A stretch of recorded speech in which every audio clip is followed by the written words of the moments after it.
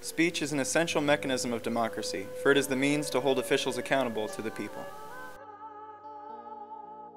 Speech restrictions based on the identity of the speaker are all too often simply a means to control content. The court has recognized that First Amendment protection extends to corporations. Political speech does not lose First Amendment protection simply because its source is a corporation. They rule that corporations have First Amendment rights similar to those of average voters, and keeping them from spending money to support or defeat specific candidates is unconstitutional. Although they make enormous contributions to our society, corporations are not actually members of it.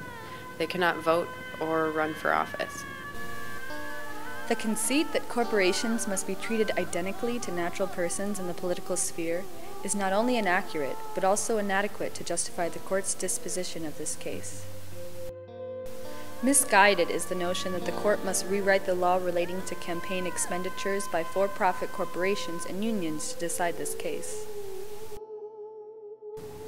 The court's ruling threatens to undermine the integrity of elected institutions across the nation.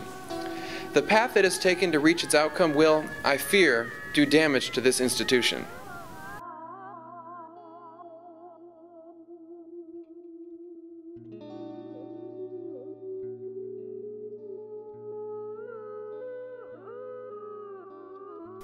Super PACs are groups that are allowed to raise unlimited amounts of money to express and fund advocacy. In other words, super PACs fund political speech. The First Amendment protects such speech. Campaign finance experts worry that super PACs will further open the floodgates to corporate money in politics, allowing wealthy individuals or corporations to have an even bigger voice in the political process. The fact that speakers may have influence over or access to elected officials does not mean that these officials are corrupt. Favoritism and influence are not avoidable in representative politics. The avalanche of outside money is worrying political parties, making candidates anxious, and just plain depressing to the rest of us. The Super PAC disclosure reports being filed reveal an out-of-control and corrupt system that is doing enormous damage to our political system and to our democracy.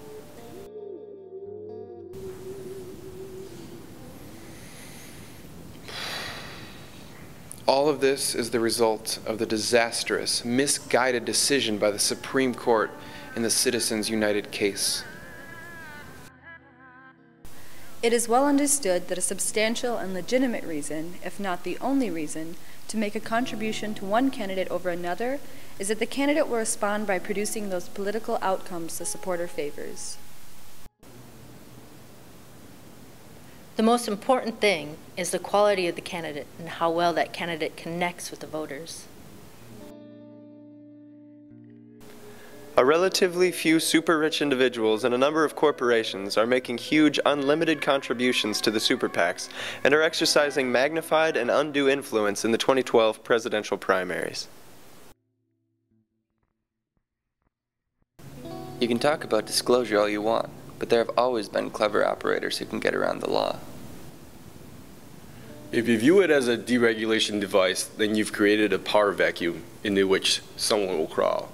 The people who have moved into the power vacuum in the First Amendment are the rich and the powerful.